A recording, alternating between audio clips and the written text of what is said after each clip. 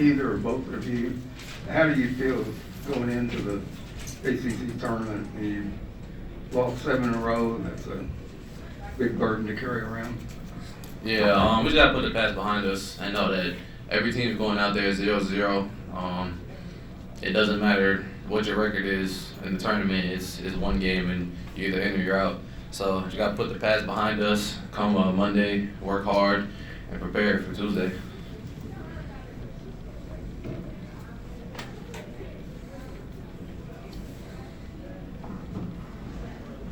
Yeah, KP was just in here. Used the word lethargic to kind of, to see how this, this game started and how some guys played out of the jump. I'm just wondering, at this point in the season, what do you think causes that sort of play out of the gate when you start that sort of, slowly and you're still, having a lot of turnover problems? Yeah, I'd say just coming in not completely focused.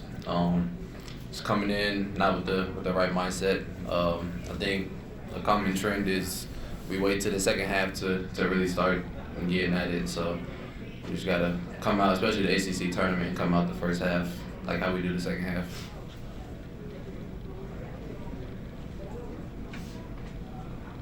Anything else for these two?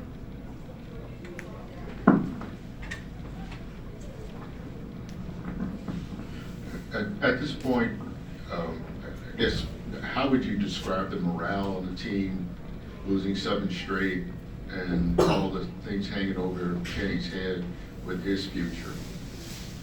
We're still confident in ourselves. Like I said, ACC tournament is 0-0, but the morale of the team's still joyful. We're really just proud of the seniors, especially JJ.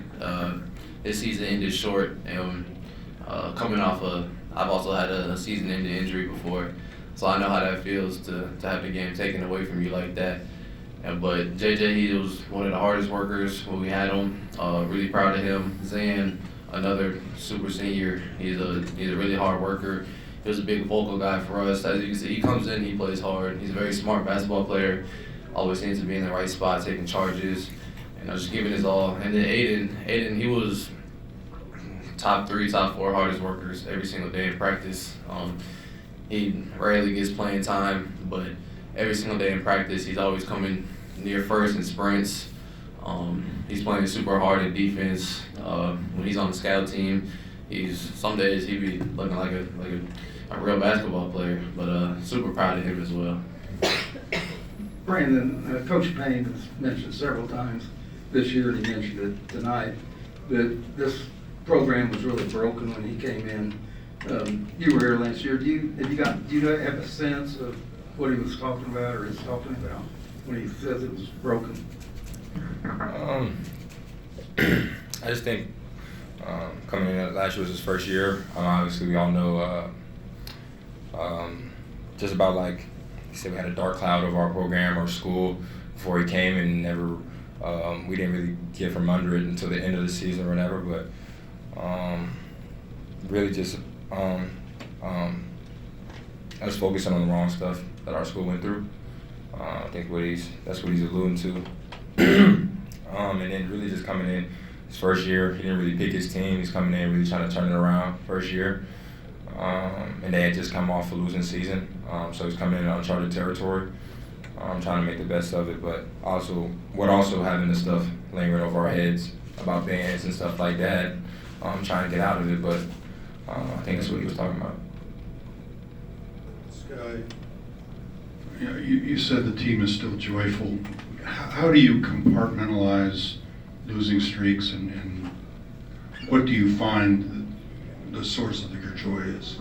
Even though the season hasn't went the way we wanted, at the end of the day, we have each other, and this team is really close. 1 through 12 or 11, how many guys we got? We're all super close. We're always texting in the group chat, always hanging out. During practice, it's all laughs.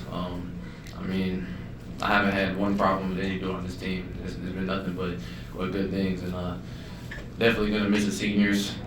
Those are some of the best guys that I've ever met. So that's what keeps us together, is just knowing that we have each other at the end of the day. Yeah, when you've lost 7 in a row and there are obviously some issues to fix, I'm just wondering, how does KP, keep you guys, laughing and smiling in practice, but then also trying to, focus on the things that need to be fixed, for you guys to have more success? Just keeping it like a healthy environment. Just knowing that we got to work hard, but at the same time, we can still have fun with it. And I think that's what it is. Anything else for these two? Right? Oh, Seal, you got one? I got just Sorry. one. Sorry about that. Brandon, this is for you. I was just wondering if, I know you guys get some of the old heads come back and talk to you and things like that. Do you feel like in these 2 seasons, though, that you've really gotten to experience what Louisville basketball is really about? No. No. But growing up, I watched Louisville. When I was coming out of high school, I had Louisville as an offer to be able to come here, but I chose Tennessee. We were a winning program, and pretty much every home game was sold out. So when I decided to leave, I decided to come to Louisville. Like, I knew what Louisville was and what it stood for, basically a blue blood school, a team with a lot of pedigree, and their arena's bigger than Tennessee's. So I always wanted to know what a sold out crowd was in the Yum. No, I don't believe I got to see what actual Louisville basketball is. All right, thank you. Thank you.